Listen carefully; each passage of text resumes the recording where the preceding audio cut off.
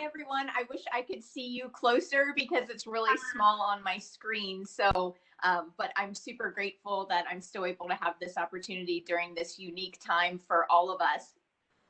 I've been a patient most of my life, and blood donation has played a vital role in my journey, and it has saved my life on multiple occasions. And I'm really excited to be able to have the opportunity to share this special part of my journey with you, because a lot of times I talk about other aspects and I don't have the time, I don't have like the opportunity to dig deeper into this really important part of my journey.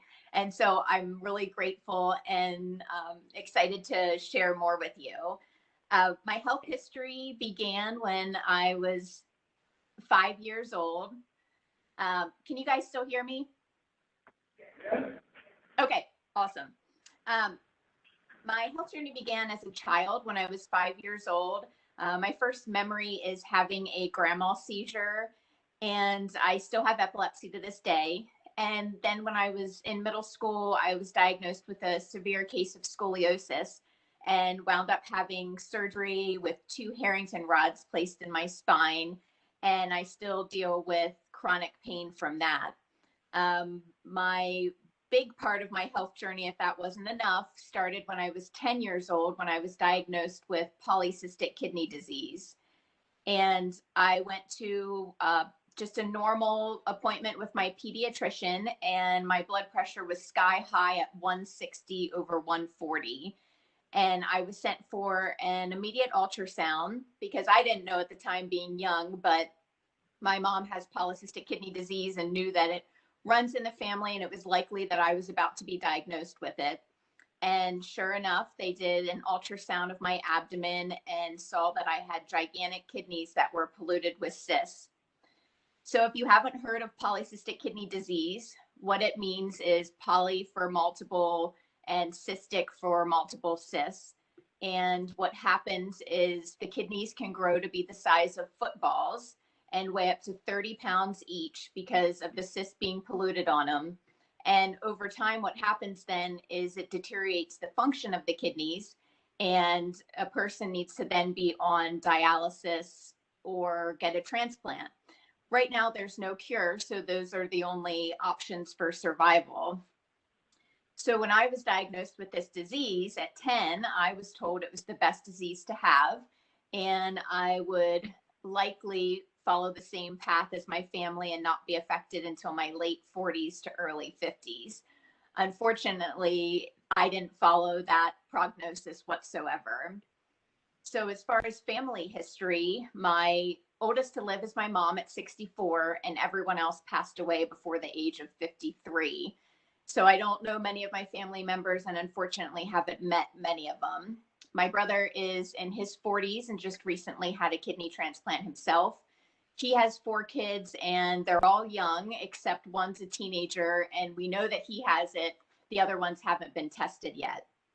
With PKD, you can have a 50-50% of chance of passing it on, but in our family, we've gone way higher than that percentage.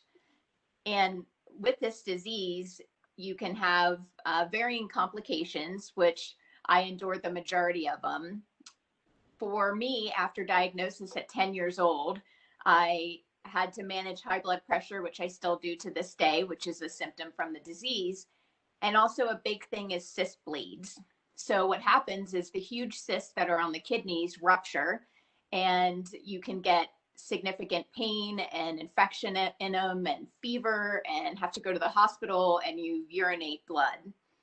For me, this was the ultimate demise of my kidneys, and doctors still aren't sure why. For me, all through middle school and high school, I was in and out of the hospital because we couldn't get my cysts to stop bleeding on my kidneys. And for me at the time, I didn't know anyone else except people in my family with the disease. So I just thought I was the only one type thing. And I just kept quiet about it and just went through these hospital stays. But it had a really great effect on me as a child of being different and not being able to play sports and not being able to play in gym class and having to sit on the side, because when your kidneys are this huge, if you even get bumped into, they can rupture. An example is, since I couldn't play sports, I was in theater and I got a role that I had to pretend to faint.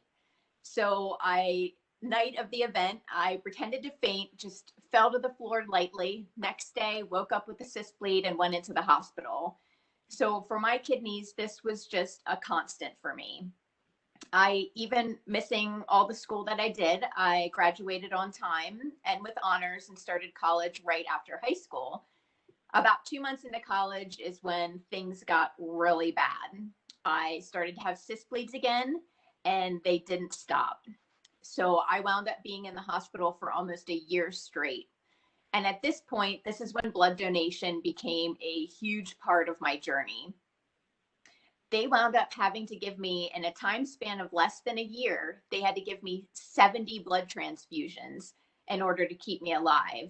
I was losing so much blood from these cyst bleeds that they were just constantly replenishing my blood. And my mom had a little journal and kept track of all the transfusions that I had. And it's just amazing of how many I needed to stay alive.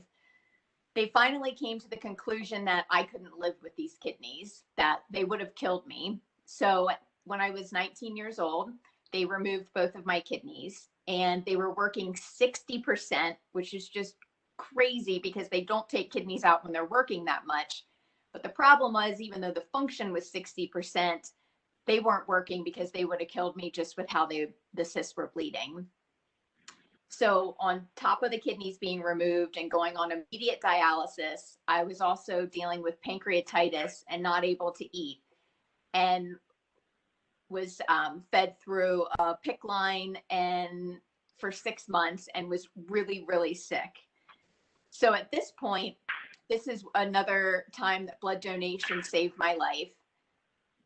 I wound up during the middle of all of this, had a bleeding vessel in my stomach.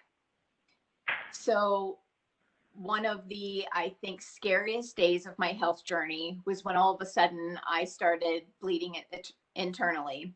I was throwing up blood and was super sick, and I wound up losing 11 units of blood that day. And if it wasn't for the kindness of others and being able to have access to that much of losing that much blood and being able to have that much replenished in the same day, that was another time that I would have passed away. And on that day, that's, my family was called to say their goodbyes, and I was sent in for emergency stomach surgery and fortunately came through that.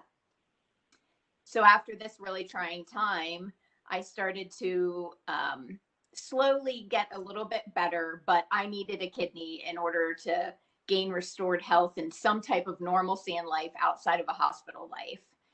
And the problem was, is I was too sick to be put on the transplant waiting list, but I needed a kidney to survive. So I was really fortunate to have several living donors step forward and get tested. And in August of 2002, which is now 18 years ago, a good friend of the family donated her kidney to me, and that same kidney is still working today. And that is what restored my health. It was amazing after I received the transplant how the pancreatitis got better. I just started to transform into a healthy person again. And I was given my life back. It was incredible. I was now 18 years old and had a chance to live. And I was that young child where my parents were living in the Ronald McDonald House. I almost spent a year in the hospital. The likelihood of me surviving was very slim on many occasions. And now I had the second chance of my whole life ahead of me. And it was, I had an amazing 10 years post kidney transplant of great health. You would have never known I went through any of that. I worked full time. I was doing tons of volunteering and advocacy. And then several years ago, I started to get really sick again. And I got sepsis infections, and I kept getting them and nobody could figure out why.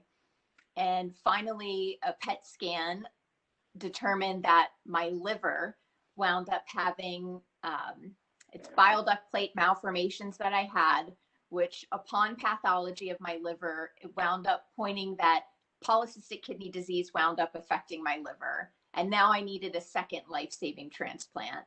And myself and my family were just devastated because after going through all of that at 18 and 19 and getting the kidney transplant and my kidneys removed, and kind of thought I conquered polycystic kidney disease. Like that was somewhat behind me, even though a transplant is far from a cure. And we just couldn't believe now I needed a second transplant, because normally in polycystic kidney disease, the liver can get cysts like the kidneys, but I didn't have one cyst on my liver. So we never thought that this was a potential. And now I wound up having this unique manifestation where it affected my bile ducts. And now I wouldn't survive because I was on daily IV antibiotics to try and suppress the sepsis episodes. So we wound up having to travel. I live in California, in Auburn, California, and we had to travel to St. Louis, Missouri, in order to get me a liver transplant in a time frame that I could handle, because the wait's a year and a half in California, and my doctors just didn't think that I would survive.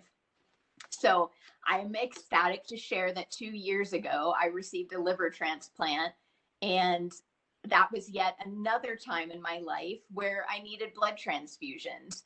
I think sometimes people don't even think about that, but going into surgery, it's likely that you're going to need them. And I needed several blood transfusions during my liver transplant.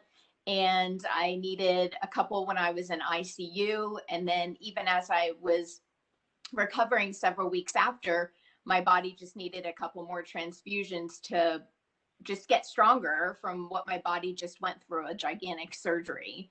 So now you put all of that amount on top of the 70 plus during the year stay, and it is amazing the amount of humans that played a part into keeping me alive. Now at 37 years old, I'm the healthiest I've been in years. I'm 18 years post kidney transplant. I'm 2 years post liver transplant. And I'm alive today because of the selflessness of my two organ donors and the incredible humans that step forward and offer to donate their blood to help people that they don't even know. And it just amazes me.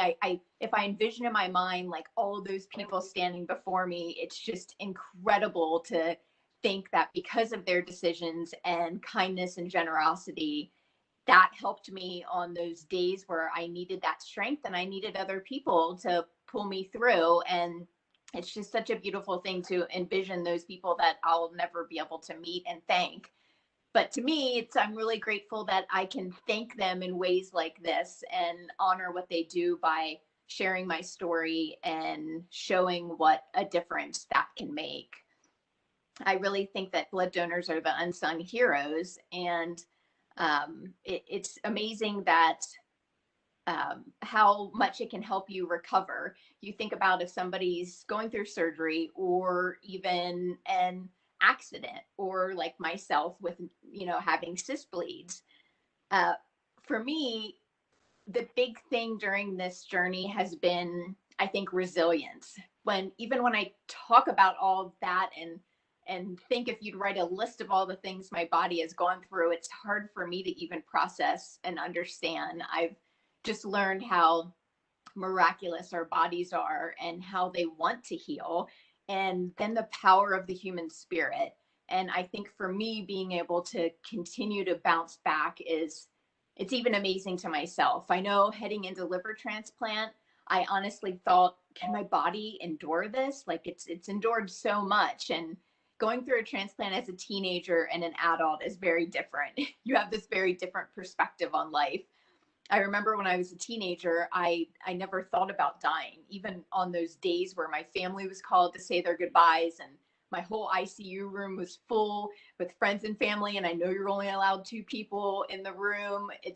I knew what was happening, but I'd never let myself go there.